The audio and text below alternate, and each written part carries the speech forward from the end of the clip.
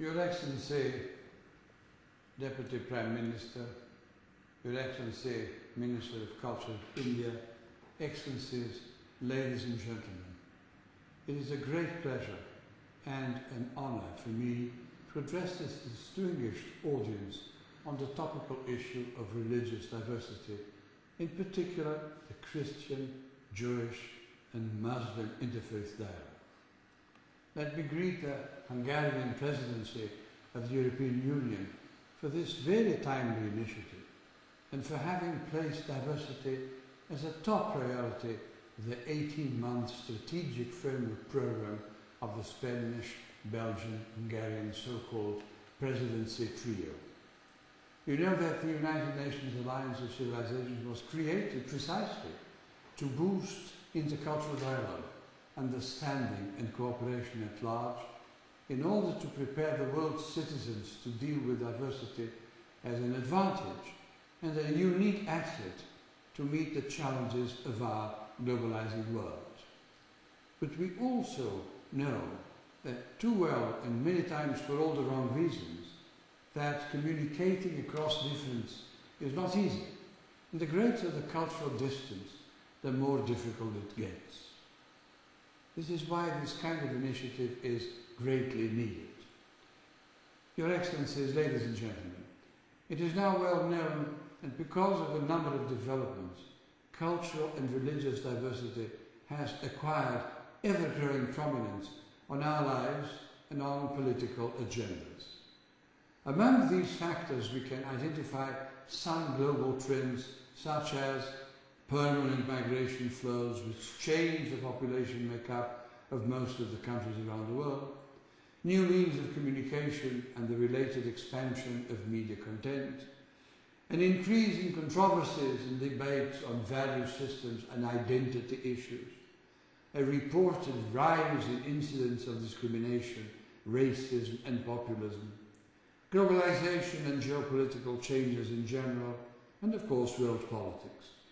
Moreover, Professor Samuel Huntington's prediction that after the end of the Cold War we might witness an intercultural or interreligious clash of civilizations, which appears to have been confirmed by 9/11 and its tragic worldwide consequences, put cultural diversity issues in a broad sense high on the international agenda as a matter of urgency. But this is also a priority of domestic politics in many countries. European and Western democracies in general are facing a huge challenge in dealing with the increasing diversity of their societies, be it ethnic, linguistic, religious or cultural. Our democracies are under mounting pressure because this diversity is generating growing anxiety among populations and driving communities apart. The success of many far-right anti-immigration parties in most of the recent elections in European countries are a clear sign of a growing malaise that has to be addressed because it shows an increased sense of insecurity and a profound unease. Whether it lays on fears and prejudices that are explored for political reasons or on a real incapacity to cope with growing diversity, it has to be clarified. But we cannot afford to deny that cultural and religious diversity has become an issue that challenges democratic societies. Let's focus on European countries. For us the question is, how do we best ensure that secularism continues to be the safest basis to preserve the core of democratic principles and values? How do we revamp pluralism? Your Excellencies, pluralistic societies should allow a good communication between systems of beliefs that all religions are.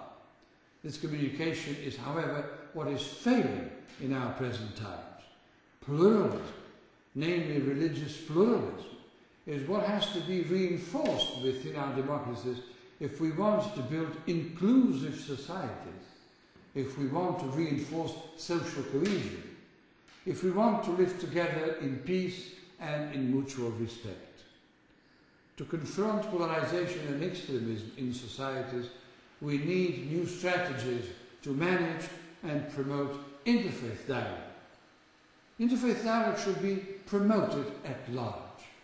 Open communication facilitates mutual understanding, and when words are translated into collaborative action, we can achieve greater shared security, our common goal. So let me stress that to prevent polarization, to prevent confrontation, and to prevent conflict and intolerance, and to develop a culture of peace, understanding, tolerance and respect, we need universal values grounded in the common humanity shared by every man, woman and child on earth, regardless of linguistic, racial, religious or other differences. In my view, this is why the 1948 Universal Declaration of Human Rights has a decisive role to play, because it is clearly based on the recognition of a common humanity and provides a minimum solution to deal with miseries. But religions and religious leaders are also of the utmost importance in this regard, not only because, and I quote, religion, spirituality and belief play a central role in the lives of millions of women and men, and in the way we live and treat each other and treat other persons, as outlined in the declaration issued by the World Conference Against Racism, Social Discrimination, Xenophobia and Related Intolerance.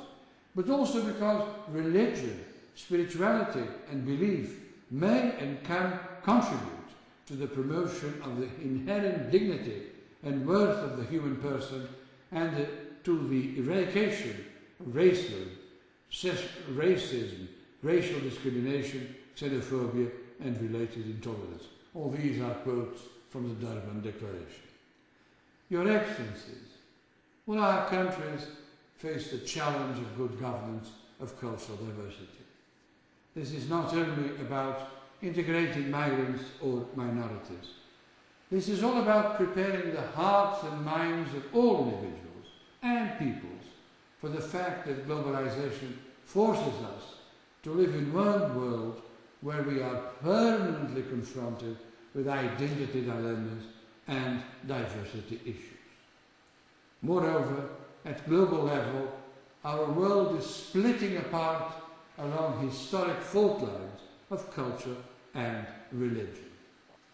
So, ladies and gentlemen, good governance of cultural diversity is a topical issue, not only to enhance social cohesion within our societies, to foster a culture of peace, to prevent conflict, and to contribute to peace building in post-conflict situations, but also to preserve cultural diversity as the fourth pillar of sustainable development. This, after all, is all about education, about learning how to live together in our globalizing world, where clashes anywhere are clashes everywhere, and where cultural and religious fault lines divide our societies. The Alliance of Civilization makes full sense precisely in this framework as a new United Nations soft power tool to make diplomacy and address these new global challenges for security and peace. So we are available to work with countries, with governments, with local powers, with civil society, with faith-led organizations to help build a better world. So, Your Excellencies, ladies and gentlemen, congratulations for this initiative, and I wish you a very good work. Many thanks for your attention.